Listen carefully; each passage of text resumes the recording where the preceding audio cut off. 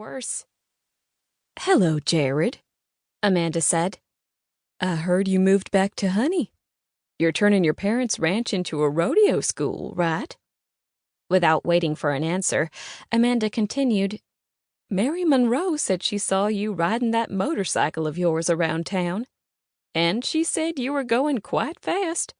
I told her you probably weren't, but I don't think she believed me." Leigh rolled her eyes. Of course the man had been driving fast. This was Jared Kendrick. If there was a rule in Honey, he broke it. "I might have been going a couple of miles over the speed limit," Jared admitted. "Tell her I'll slow down from now on." Unable to stop herself, Leigh snorted. "That will be the day." "Hello to you, too," Jared said. Turning slowly, Leigh braced herself for the wallop she knew she'd feel when she made eye contact with this man. Despite no longer liking him, she was still female, and females of all ages found it difficult to resist Jared.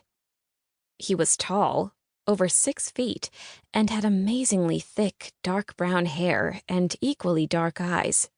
The man was serious eye candy. Dang his hide. Predictably, as soon as Leigh looked at him, her DNA betrayed her. Her stupid heart raced. Her equally stupid breathing seemed to have grown rapid and shallow. This world was one screwy place when the man you disliked more than any other turned you on like crazy. Sheesh. Taking a deep breath to calm her raging libido, she flashed him a completely insincere smile. "Why, hello, Kendrick. I thought you'd be in jail by now. Did the parole board take a liking to you?" Jared laughed, the sound deep and rich and way too appealing. "Glad to see you haven't changed since last summer, Leigh." Amanda frowned and made a tisking sound. "Oh, Jared, were you really in jail? My. I thought you were riding with those rodeo people. Of course, you were a trifle wild while growing up here, but I had no idea you'd run into serious trouble." Leigh waited patiently for Jared to correct the older woman and explain he hadn't been in jail, but he simply shrugged. Oh, for the love of Pete, was he really going to let this go? The Honey rumor mill would have a field day. Leigh knew that before the night was over, all the good folks of Honey would swear up and down that Jared had been in jail for murder. "Maybe my husband could counsel you," Amanda offered. "He's very good with things like this." Leigh groaned. "Amanda, Jared wasn't in jail. I was kidding." Amanda laughed softly, and Leigh rolled her eyes. "Oh, good. You two are joking," Amanda said. "I'm happy to hear that. Although I will admit, I was surprised to see you in the wedding party today. I didn't know you were friends with Trent." "Everyone seems surprised to see me," he said. "Leigh more so than most.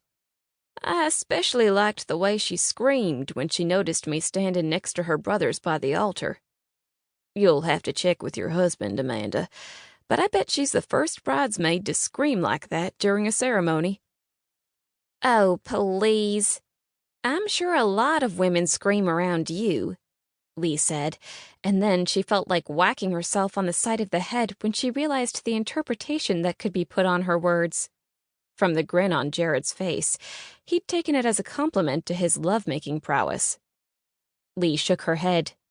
"Hey, don't go there. I only meant—" Jared held up one hand and drawled, "I know exactly what you meant, Leigh, and thanks. Maybe one day you can find out for yourself if it's true."